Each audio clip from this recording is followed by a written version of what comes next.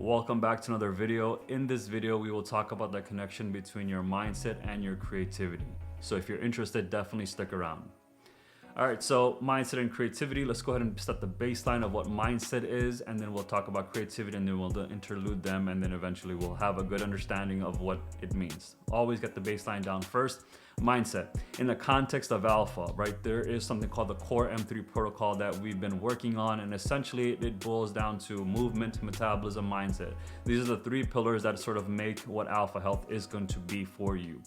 For me, studying the human form for the last decade and a half, it made me realize, okay, if I were to simplify the whole human, like in the concept of KISS, keep it simple, stupid. If I were to simplify it and explain to my children or just children in general, what would I tell them? The first thing would be movement. How much are you moving in a given day, right? So every single thing about you moving in this physical reality is because of the fact that you're moving.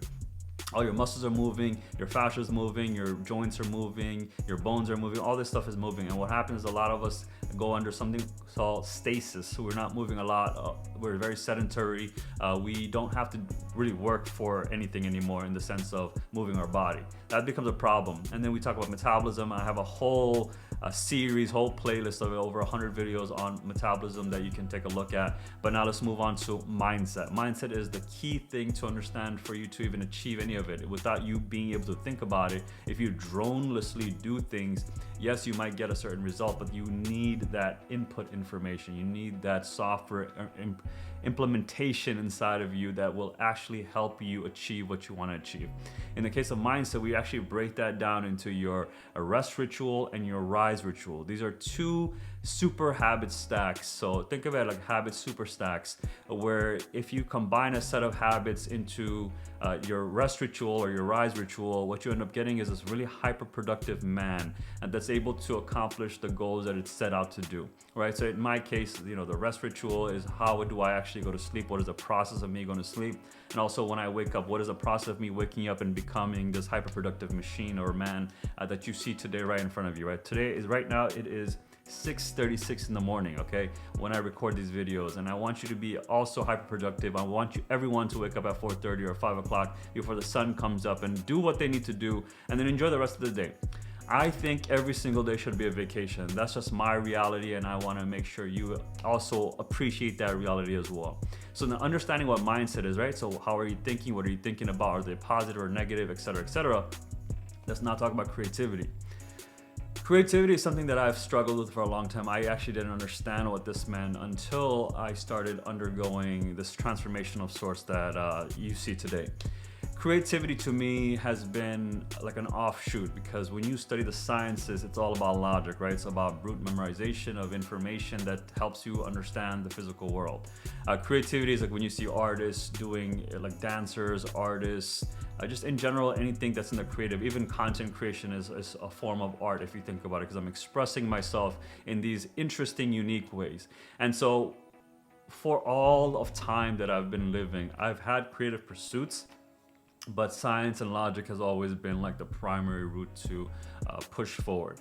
But what you end up realizing is creativity comes from this natural flow state of you. Many of you know, right? When you actually undergo rest ritual, you are actually going through the hypnagogic state from sleep to wake to sleep, to wake to sleep. When you're aware and awoke, or right now, like the way I'm awakened, then you go to sleep. That transitional state is called the hypnagogic, and that's when your subconscious mind takes over. It sort of does a crosstalk between your logic and your subconscious mind, and that's where creativity can be sparked. And so when you're in that flow state, creativity is just natural, because we are beauty generating engines, right? Look at plants and animals, well, plants in general. Just look at trees, how they grow. They all have this structural pattern, a fractal nature to it. And so creativity is just a natural extension of who we are as humans. And for us to actually experience that, first we need to purge out those negative thoughts that we have that really deprive us of our creativity. So if you are interested in building your creativity First, harness your mindset. First, get your habit stacks in place where it can actually foster this. For me to make these videos every single morning, it takes a lot of effort in the sense that, okay, this is not a normal thing that I do. This is not a job that I do. Eventually, it will become something that I just part of my day. But for me to get started, I have to be creative, right? Every single word that you're hearing from me it's not written down. I'm not reading a prompt or anything. I'm essentially talking from myself that I've generated because my creativity has been sparked. Every morning, I spark this, I ignite this, I catalyze this. How? Because my rest, my rise, habit stacks have been engineered for me to be creative, and which is what you're experiencing. Hopefully, I can also not only embody it, but transfer that energy off to you from the screen that you're watching me from onto you, and then you get charged up to do what you want to do. Perfect.